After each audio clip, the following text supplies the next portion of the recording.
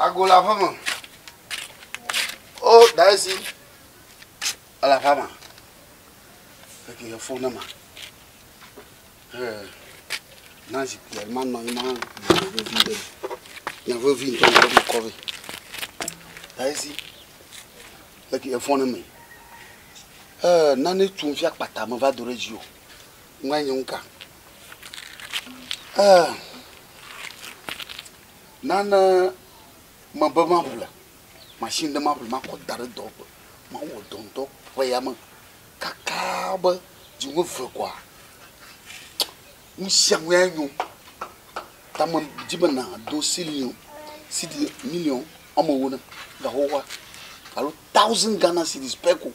Ma côte d'arrêt gadidi. Il m'a appelé machine. Machine le Togo.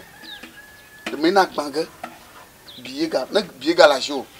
Quand tu vois le farakan, c'est 100 000, 100,000 c'est fa. Ah, connais. 10 millions points, connais. Ne m'a dit. Ma pour la machine, si vous avez un coup, vous le blanc voiton, blanc voisin, blanc voisin, blanc voisin. Gâteau quoi, le coup ma. Si vous me dites que le banque que vous attend, pépé. Ma quoi gave nous. Il y a un. Agbeko. Mettons. Enye madoga na we. Oh, enye madoga na we. Adomo ba ma o klilo. E gagogbo ke he me dona fete ye hede kwa. O ma ga ulu ma chofu ga mo so da bi nu ga o ma we. Ga ya ti ma apple machine to gade. Ma ko wo do ko. Agbeko ga ko no ne video. E la sima. E ga ke le fun eje 2000. Ko yi na la sima. 2000 ah. Imba na ko 1000 le nchi na la. Ma apple machine. Bon, machine mare. Ne me pli dadi o di bimleka ngege tonko. Aje do goma. Agbeko. Kakoba koshira ka koshira fokovo 10 millions amaki. Ne ko se me phone din. Ne me po gada ma dare jinu. Agbeko. Hein? No se me phone din. O kro na nkumeleke. 2000 le nye fa account me. Ma va de. Ma ba ko afla gba ko de store me.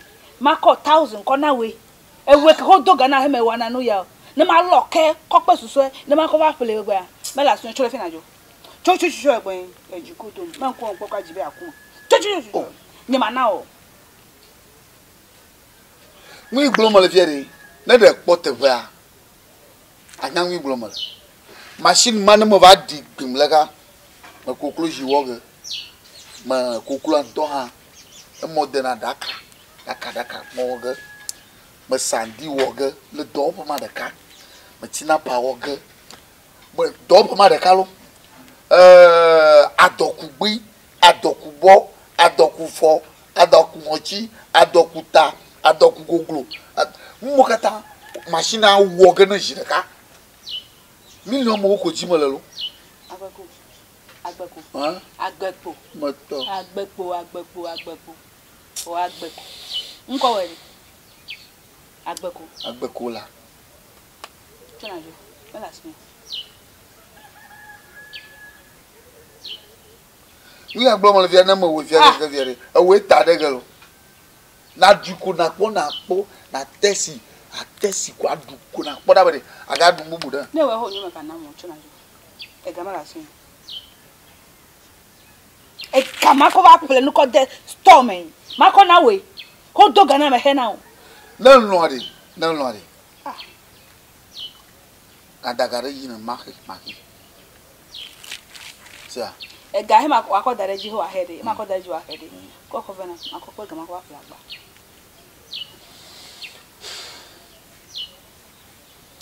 Yo anyo. Magajoyi. Baba ma yo na tono zibiaji.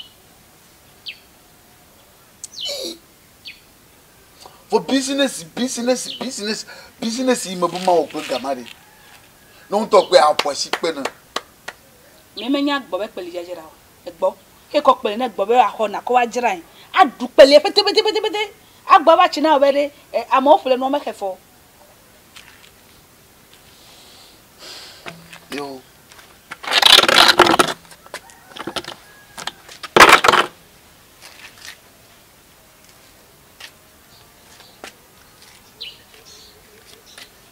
Vanyan tonto blomele no aviu.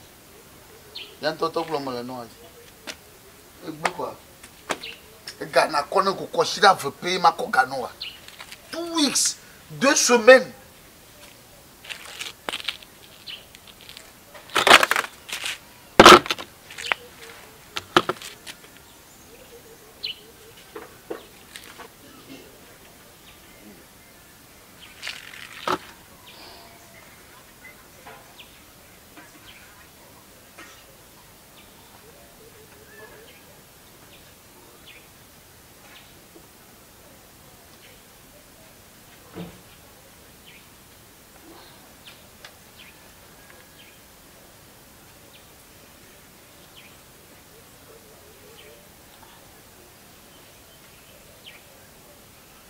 Hello. Hello.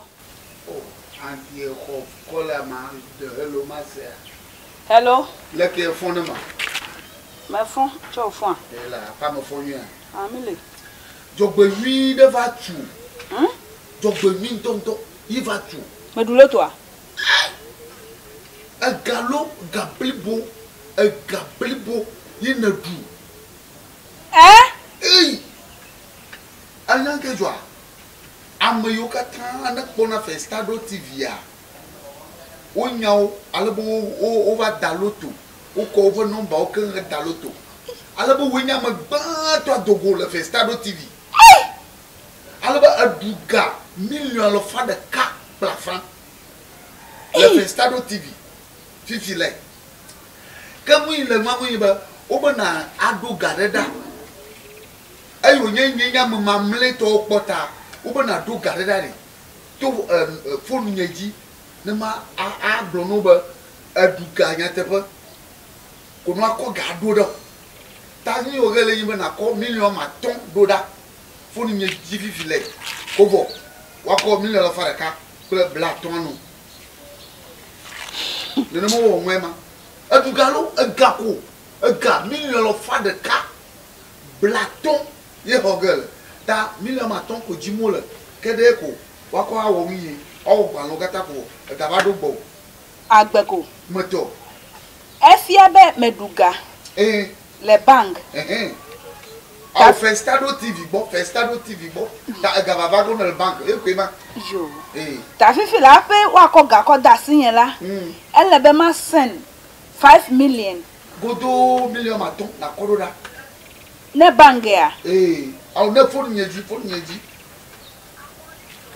wama de nyamota yo mo yo wo ba jeji yo na manya ba na ko gado da fo nyeji na ko da fo nyeji a ke mo na o nya ba ga va lo ko vo ko gado do bank ona number ke na ba ko gala ga jira do fa Agbeko meto elo wa pe nya be we nyam o na manyi ko da mi o ko no fiama mi o mo le Festado TV gata e ye ko no fiama Agbeko ego ire no go pore ina ba hoga ne hoga no go pore no senga do account mi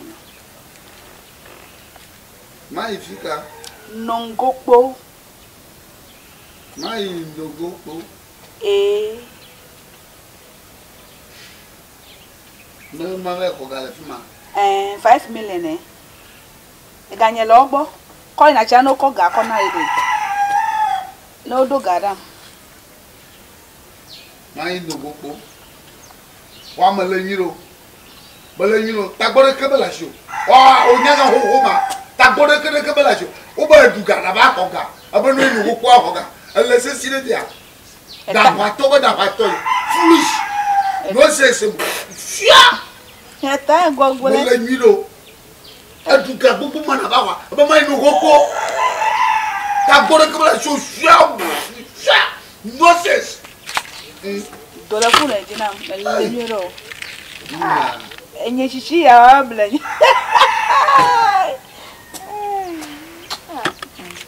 Não ia dar bala.